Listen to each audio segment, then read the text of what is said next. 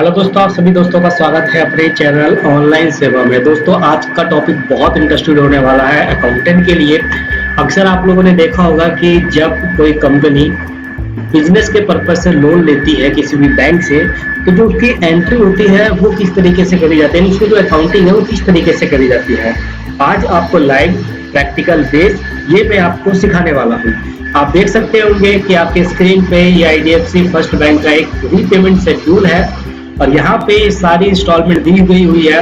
तो यही repayment schedule आपको भी चाहिए होता है, तभी आप एंट्री पास कर सकते हैं अपनी अकाउंटिंग बुक के अंदर। तो आज मैं आपको लाइव टैली ERP 9 के अंदर या टैली प्राइम के अंदर आपको ये करके दिखाने वाला हूँ। वीडियो पूरा देखिएगा तभी आप लोगों को समझ में आएगा। एंट्री करने से पहले मैं आप लोगों को बता देता हूँ बिजनेस लोन क्या होता है। बिजनेस लोन देखिए, आप अपने P&L में दिखा सकते हैं। P&L में मतलब जो आप इंटरेस्ट पे करते हैं अपने बिजनेस के ऊपर, बिजनेस लोन के ऊपर जो भी आपने इंटरेस्ट पे किया होता है उसको आप डिडक्शन में क्लेम कर सकते हैं जब अपना ITR फाइल करते हैं अपनी कंपनी का या बिजनेस का। साथ ही साथ जो रीपेमेंट होता है, यानी लोन के अंदर दो चीज इंक्लूड होते हैं, एक होता है प्रिंसिपल अमाउंट, एक होता है इंटरेस्ट अमाउंट। जो प्रिंसिपल होता है वो इन द बुक ऑफ ब्रोवर, ब्रोवर मतलब जिसने लोन लिया। एग्जांपल के लिए आप अपने आप को लेकर चलिए कि आपने लोन लिया हुआ है, बिजनेस लोन किसी बैंक से ले रखा है, तो आप अपने अकाउंट को बुक मेंटेन करेंगे। तो आप अपने बुक में जो प्रिंसिपल होगा उसको लायबिलिटी ट्रीट करेंगे एज ए, और जो इंटरेस्ट आप पे करेंगे वो क्या होगा आप लोगों के लिए, वो आप लोगों के लिए खर्चा होगा। तो आप उस खर्चे को ITR में क्लेम कर सकते हैं जब आप अपना ITR फाइल करते हैं। लेकिन अब उसकी हमें ट्रांजैक्शन भी करनी होती है कि हम उसकी ट्रांजैक्शन किस तरीके से करेंगे। तो उसी टॉपिक को लेकर आज मैं आप लोगों के साथ लाइव शेयर करने वाला हूं। आप ये देख सकते होंगे, आप लोगों के लिए मैं ये स्टेटमेंट भी लेकर आया हूं। यहाँ पे देखिए, ये स्टेटमेंट भी है आपके सामने, रीपेमेंट स्टेटमेंट शेड्यूल। ये आपके पास होना बहुत जरूरी है, इसी के बेस पर हम एंट्री पास करते हैं। तो अब आपके कंपनी ने, आप जहाँ काम कर रहे हैं या फिर अगर आपने खुद ने अपना बिजनेस लोन लिया हुआ है, तो जिससे भी आपने लोन लिया है उससे आप रीपेमेंट शेड्यूल मांग लीजिए या कह दीजिए कि मेरे लोन का स्टेटमेंट मुझे दे दीजिए, वो आपको दे देगा। अब जब आपके सामने ये रीपेमेंट शेड्यूल आ जाएगा तो यहाँ पे आप लोग देखेंगे नीचे मंथ वाइज इंस्टॉलमेंट चल रहा है। अब जैसे कि मैंने आपको बताया कि लोन के अंदर जब आप रीपेमेंट कर रहे होते हैं तो उसमें दो चीजें जाती है, एक आपका प्रिंसिपल अमाउंट जाता है, ये आप देख सकते हैं, और एक आपका ये इंटरेस्ट अमाउंट जाता है। ये दो चीज जाते हैं। तो प्रिंसिपल आपके बुक में लायबिलिटी ट्रीट होता रहेगा और इंटरेस्ट एक्सपेंस होता रहेगा। तो ये P&L में जाके जुड़ता रहेगा और ये आपकी लायबिलिटी में से घटता रहेगा। प्रिंसिपल जैसे जैसे, यानी हर महीने जैसे जैसे आप पेमेंट करते हुए जाएंगे तो जो प्रिंसिपल का अमाउंट है वो बढ़ता चला जाता है और जो इंटरेस्ट का अमाउंट है वो घटता चला जाता है। अब इस लॉजिक को आप समझ लीजिए कि ऐसा क्यों हो रहा है। देखिए, आपका इतना प्रिंसिपल अमाउंट तो माइनस हो जाएगा आपके किसमें से, 1,72,100 रुपए में से जो आपने ये पेमेंट ली हुई है। ठीक है, जो भी आपके अकाउंट में आया या फिर जो आपने बिजनेस लोन लिया हुआ है उसके बेस पर इतना आपका अमाउंट कट जाएगा प्रिंसिपल में से, तो ये इसमें से माइनस हो जाएगा। अब जितना अमाउंट बचा है जो आपने लोन लिया उसमें से, जो आपने पहला इंस्टॉलमेंट पे किया अपने प्रिंसिपल का अमाउंट, तो उसमें से माइनस होने के बाद, जैसे एग्जांपल के लिए 100 रुपए आपने लिया, 100 में से आपने मान लीजिए कि 12 रुपए आपने पे किया, ठीक है, जिसमें 2 रुपए आपका इंटरेस्ट बना और 10 रुपए आपका प्रिंसिपल बना। तो अब नेक्स्ट मंथ जो आपको इंटरेस्ट कैलकुलेट करना होगा वो करना होगा 90 रुपए के ऊपर, ना कि 100 रुपए के ऊपर। तो 90 के ऊपर जाहिर सी बात है इस पर इंटरेस्ट कम ही आएगा। तो इसीलिए हर बार प्रिंसिपल का अमाउंट बढ़ता चला जाता है और इंटरेस्ट का अमाउंट घटता चला जाता है। तो आई होप कि आपको ये समझ में आ गया हो। अब इसी के बेस पे दोस्तों, ये पूरा जो आप देख रहे हैं ये पहले मंथ का, इसी के बेस पर हमको अपने बुक में अकाउंटिंग करनी होती है। अब चलिए मैं आपको ये लाइव करके दिखाता हूँ ताकि आपके मन में किसी प्रकार का कोई डाउट ना रहे। तो देखिए, हम चलते हैं अपने टैली प्राइम में। अब टैली प्राइम में आने के बाद यहाँ पे कंपनी का नाम है।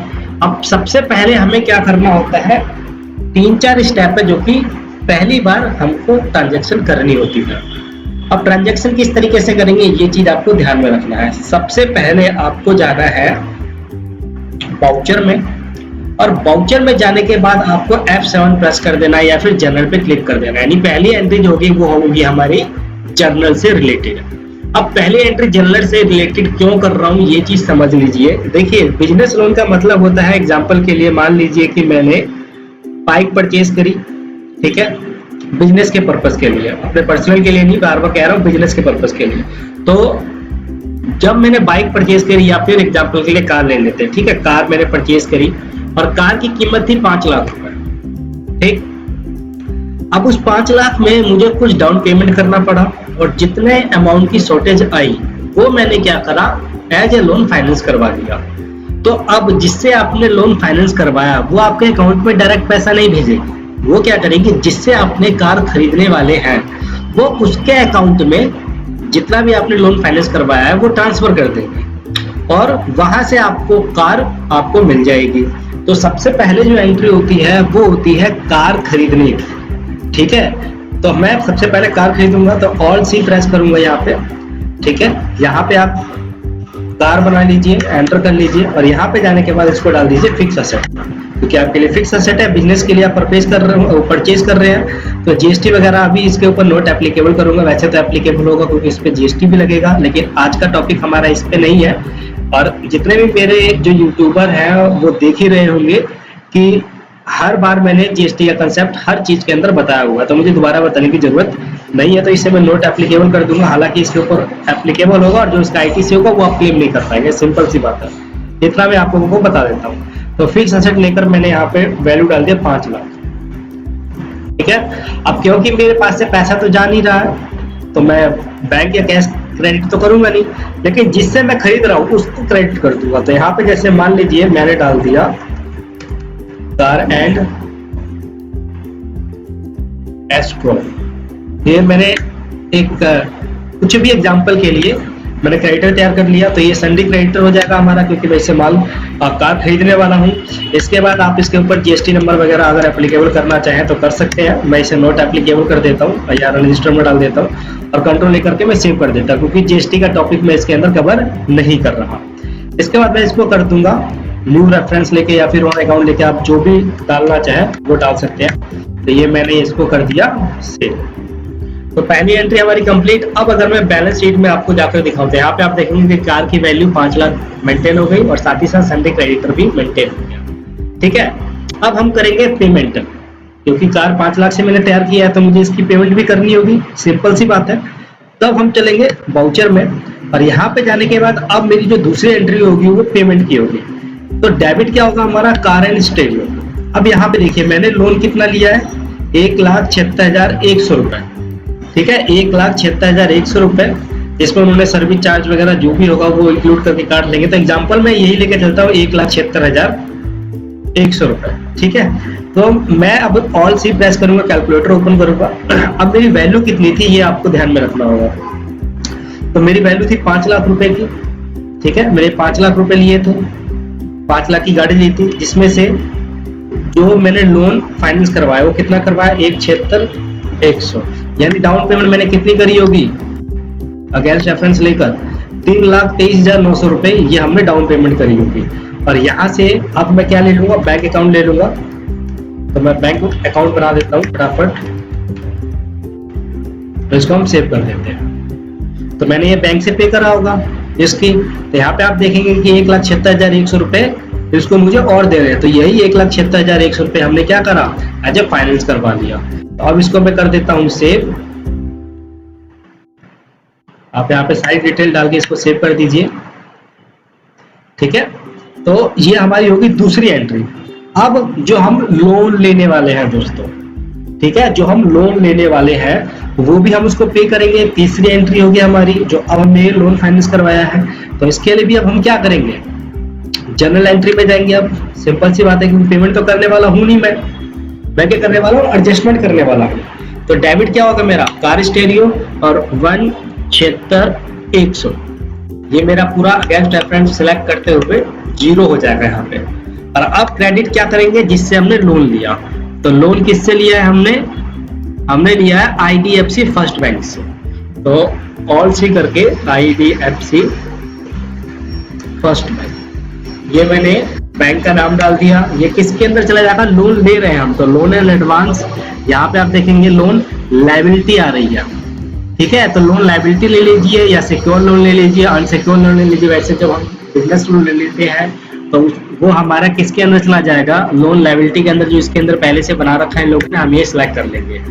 जीएसटी के ऊपर नॉट एप्लीकेबल करते हुए हम इसको सेव कर देंगे और यहाँ पे डाल देंगे 1,76,100 रुपए। तो आप देखेंगे कि कार एंड स्टेरियो यहाँ 0 हो जाएगा और ये वैल्यू हमें इसमें ट्रांसफर हो जाएगी, यानी इसने हमारे बिहाफ पर इसको पे कर दी। यही हमारा बिजनेस लोन था और कंट्रोल लेकर के मैं इसको सेव कर दूंगा।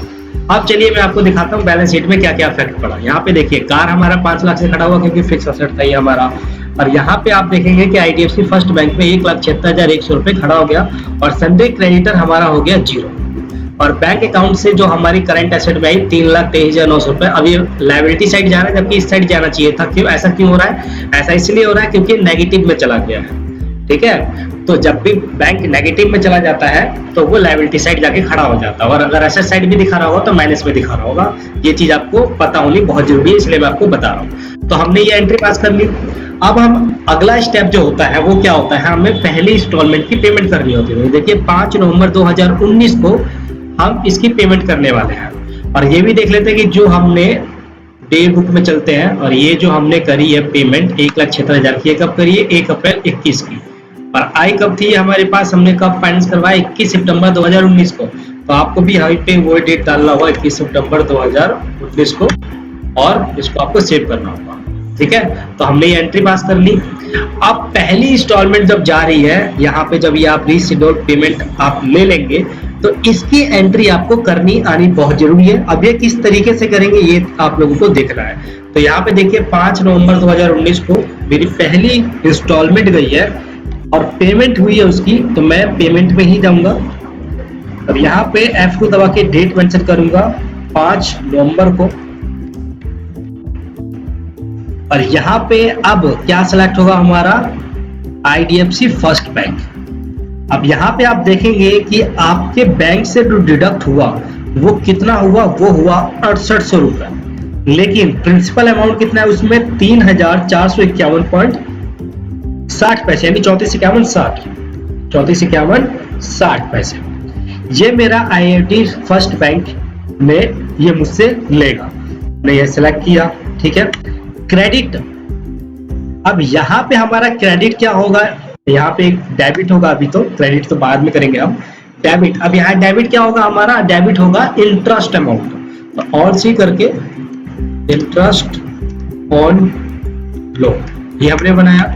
इसको आप एक्सपेंस में दिखा दीजिए और इसको सेव कर दीजिए। सिंपल। कितना दे रहे हैं हम इंटरेस्ट इसको? 33,48,40 33,48,40। और क्रेडिट अब क्या होगा? आपका बैंक अकाउंट हो जाएगा जिस भी आपने बैंक से पे किया है। तो यहाँ पे देखिए टोटल कितना आपके बैंक से डिडक्ट हुआ? 6800 रुपए, और यही 6800 रुपए आपके बैंक से पहली इंस्टॉलमेंट डिडक्ट हो जाएगी। तो आपके बैंक स्टेटमेंट अगर आप चेक करेंगे अपना बैंक, जिस बैंक में आपका अकाउंट है, वहां पे आपका सिर्फ ये दिखेगा 6800 रुपए कटा हुआ। इनका ब्रेकअप नहीं दिखेगा। ये ब्रेकअप कहाँ दिखेगा? जो आपने रीपेमेंट शेड्यूल मांगा होगा जिससे भी आपने लोन लिया हुआ है, तो उसके अंदर ये सारी शेड्यूल आ जाती है और इसको आप हम एंट्री करके सेव कर देंगे। जो भी आपने फिल करना है इसके अंदर वो आप फिल करके इसको आप सेव कर देंगे। आप देखिए अपने बैलेंस शीट में जाकर क्या क्या इफेक्ट हुआ। यहाँ पे देखिए 1,72,648 रुपए आ गए। यहाँ पे कैसे कैसे आया ये आप लोग देख सकते हैं। 1,76,100 रुपए लिया हमने, जिसमें से ये हमारी पहली इंस्टॉलमेंट पेमेंट हो गई। तो इसमें से जो आपने लोन लिया हुआ है उसमें से सिर्फ प्रिंसिपल अमाउंट घटता चला जाएगा। ठीक है, ये वाला हिस्सा आपका जो ये प्रिंसिपल अमाउंट है ये घटता चला जाएगा, लेकिन आपका जो इंटरेस्ट है ये एज ए एक्सपेंस आपके पीएनएल में चलता चला जाएगा। चलिए मैं आपको पीएनएल भी दिखा देता हूँ एक बार। यहाँ पे देखेंगे डायरेक्ट एक्सपेंस के अंदर ऑल टाइप डिटेल दबा के इंटरेस्ट ऑन लोन 33,48 ये आपका इंटरेस्ट है। अब देखिए जैसे जैसे ये आगे बढ़ता चला जाएगा आपका इंटरेस्ट आप देखेंगे कि कम होता जा रहा है और प्रिंसिपल अमाउंट बढ़ता जा रहा है। अब इसी तरीके से आप चाहे तो इसकी पहले से ही एंट्री करके अपने अकाउंट मेंटेन कर ले टैली ERP9 में, और चाहे तो जैसे जैसे आपके बैंक में डिडक्ट होता है तभी आप इसकी एंट्री पास करें। अगर आप पहले से करना चाहते हैं तो आपको किस बात का ध्यान रखना है ये भी आपको देखना है। जैसे 5 दिसंबर 2019 को मुझे पेमेंट करनी है तो मैं क्या करूंगा? रीशेड्यूल अपने बुक के अंदर भी बना लूंगा। वाउचर में जाऊंगा, F5 दबाऊंगा यहाँ पे और 5/12 की मेरी पेमेंट होने वाली है। इसको आईडीएफसी फर्स्ट बैंक को, और इसको कितना दिया मैंने? 35,17,23 ये मेरा प्रिंसिपल अमाउंट हो गया। डेबिट इंटरेस्ट ऑन लोन कितना है इसके ऊपर इंटरेस्ट और लोन? 32,82.77 और ये मेरे बैंक से डिडक्ट होगा 68 रुपए। अब इसको आप ऐसे सेव नहीं करेंगे क्योंकि अभी आप इस मंथ में नहीं है, तो आप इसको पोस्ट डेटेड कर देंगे, या तो और कंट्रोल टी प्रेस कर लीजिए या फिर इसको यहाँ से प्रेस कर दीजिए और इसको आप सेव कर लीजिए।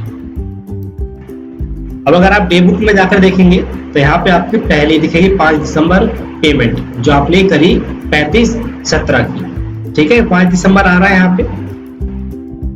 जैसे जैसे आप मंथ में चलते चले जाएंगे, अब जैसे ये मान लीजिए आपने सारी एंट्री क्लियर कर ली अपने बुक में, सब एंट्री आपने पास कर ली है, तो जैसे जैसे आप मंथ में आते चले जाएंगे आपको वो एंट्री ओपन करना होगा और ये पोस्ट डेटेड को हटाना होगा, उसको करंट करना होगा। जैसे मान लीजिए 5 दिसंबर आ गया, आप गए और इसको हटा के इसको आपने यहाँ से सेव कर दिया। सिंपल इतना आपको करना है। इस तरीके से आप अपने लोन की जितने भी ट्रांजैक्शन है आप पास कर सकते हैं अपने टैली ERP9 या किसी भी अकाउंट्स बुक में। ये पूरा कंसेप्ट था जो कि आप लोगों के साथ मैंने शेयर किया। आई होप कि आपको ये वीडियो पसंद आई तो इसे लाइक जरूर करें दोस्तों। बिल्कुल डीप में समझाने की कोशिश करिए। हमसे और जुड़ना चाहते हैं तो हमारे टेलीग्राम से भी जुड़ जाइए, वहां पे भी आपको इसी तरीके का एडवांस में कई ट्रिक देखने को मिलेंगी। उसका लिंक डिस्क्रिप्शन में मिल जाएगा, क्लिक करके आप हमारे साथ ज्वाइन हो सकते हैं। YouTube पे पहली बार हमारे इस वीडियो को देख रहे हैं तो लाइक और सब्सक्राइब भी जरूर कर लें। मिलते हैं अपने नेक्स्ट वीडियो में दोस्तों। थैंक यू सो मच दोस्तों। अगर आप भी अपने आप को बेहतर बनाना चाहते हैं अकाउंट्स फील्ड में आप अपने करियर को अच्छा बनाकर किसी भी बड़ी कंपनी में एज ए अकाउंटेंट काम करना चाहते हैं और आपको नहीं पता कि अकाउंट फील्ड के लिए क्या क्या आना बहुत जरूरी है, तो उसके लिए हमने आप लोगों के लिए कोर्स तैयार करा हुआ है। इसका लिंक आपको वीडियो के डिस्क्रिप्शन में मिल जाएगा। आप डायरेक्टली वहां से क्लिक करके ऑनलाइन कोर्स पे आपको क्लिक करना है और यहाँ पे आने के बाद आपको जो भी कोर्स अच्छा लगता है आप वो कोर्स ले सकते हैं। अमाउंट आप देख सकते हो बहुत छोटा सा है, 499 और यहाँ पे 799 रुपए का है। तो जिस भी कोर्स के साथ आप जाना चाहते हैं उस कोर्स में आप जा सकते हैं। आपको बाय पे क्लिक करना होगा, सबसे पहले इस कोर्स को बाय करना होगा, उसके बाद आपको ज्वाइन बटन पे क्लिक करना होगा। जैसे आप ज्वाइन बटन पे क्लिक करेंगे आपके सामने एक पेज ओपन हो जाएगा। यहाँ पे वीडियो कुछ डाले गए हैं जो कि इस हिसाब से बनाए गए हैं कि आप घर बैठे आसानी से अपने आप को अकाउंट्स फील्ड में परफेक्ट कर सकते हैं। इन वीडियो को देखकर आप अकाउंट्स फील्ड में इजीली नॉलेज प्राप्त कर लेंगे कि एक अकाउंटेंट कंपनी में किस तरीके से काम करता है। अगर आप यही कोर्स करने किसी बाहर इंस्टीट्यूट में जाते हैं तो वो आपसे आसानी से 25 से 30 हजार रुपए ऐंठ लेंगे, लेकिन आपको वो नॉलेज नहीं देंगे जो आपको इस ऑनलाइन क्लास के माध्यम से मिलने वाला है। जब आपका ये कोर्स कंप्लीट हो जाए तो आप लोग यहीं से ऑनलाइन अपना सर्टिफिकेट जनरेट कर सकते हैं। यहाँ पे बस आपको अपना नाम या जो आपको रोल नंबर दिया जाएगा वो मेंशन करना होगा। जैसे मैं एक अपने स्टूडेंट का नाम यहाँ पे मेंशन करता हूँ। आप देखिए जैसे मैंने नाम मेंशन करा हमारे सामने आ गया। यहाँ पे आपका मोबाइल नंबर जो रजिस्टर्ड मोबाइल नंबर होगा वही आपका पासवर्ड होगा, आपको यहाँ पे मेंशन करना है। जैसे आप इस पे क्लिक करेंगे आपके सामने पेज ओपन हो जाएगा। यहाँ से आपको डाउनलोड पे कर लेना है क्लिक। तो यहाँ से आपका सर्टिफिकेट डाउनलोड हो जाएगा और इस सर्टिफिकेट को आप अपने पास इजीली रख सकते हैं। ये वेरीफाई होगा ऑनलाइन, कहीं पे भी आप ये वेरीफाई कर सकते हैं और आपके सामने ये पूरा परफेक्ट अकाउंटेंट का जो सर्टिफिकेट है ये आपको मिलने वाला है। थैंक यू सो मच दोस्तों। हमारे कोर्स से जुड़िए और अपने आप को बेहतर बनाइए।